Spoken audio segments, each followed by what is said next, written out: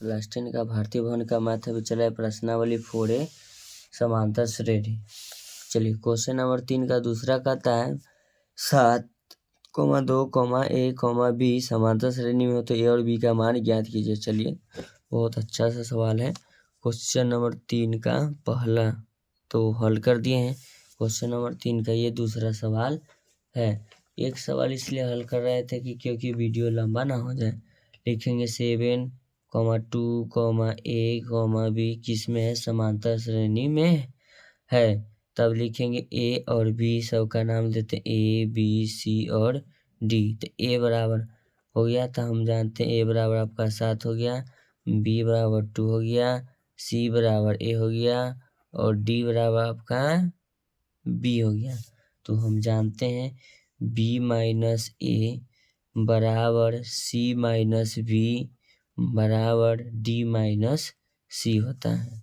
ठीक है, तो चलिए तब यहाँ हम क्या करेंगे, B माइनस A थे, B बराबर 2, A बराबर 7 बराबर C बराबर A हो जाएगा माइनस B का मान आपका 2 होगा बराबर D का मान कितना है B, C का मान कितना है A, तो A लिखेंगे।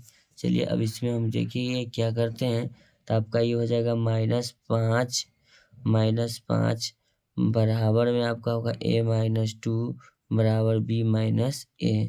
तो हम सबसे पहले ये दोनों समीकरण को लेते हैं। ठीक है, तो -5 बराबर A माइनस 2, तो लिखेंगे -5 बराबर के इस तरफ लाएंगे +2A, तो लिखेंगे -3A, यानी A का जो मान कितना आ गया -3 आ गया।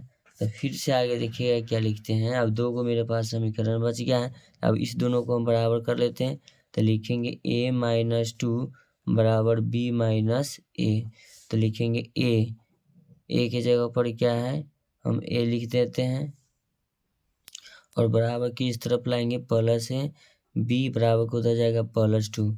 तो यहाँ हम लिखेंगे, ध्यान दीजिएगा 2A बराबर B प्लस 2 लिखेंगे। ठीक है, A को तो मान हम कितना निकाले 3, तो लिखेंगे 2 माइनस 3 बराबर 2 प्लस B, यानी कि B प्लस 2 भी बोल सकते हैं। 3 दूना 6 -6 बराबर B प्लस 2। तब इसको हम लिखेंगे B बराबर -6 बराबर किधर लाएंगे -2, तो हो जाएगा आपका -8। तो B का मान कितना हो जाएगा आपका 8 हो जाएगा। तो B का मान 8 आ गया। तो देखिएगा एक बार गौर से ऊपर से फिर से समझिएगा। चलिए ऐसा ही कंटेंट पाने के लिए अपने चैनल को लाइक करें, सब्सक्राइब करें। Thank you so much. A और B का मान पूछा था, तो A बराबर आपका हो गया -3 और B बराबर -8। ठीक है, तो ऐसा ही वीडियो का कंटेंट पाने के लिए अपने चैनल को लाइक करें, सब्सक्राइब करें। Thank you so much. मिलते हैं नेक्स्ट वीडियो में।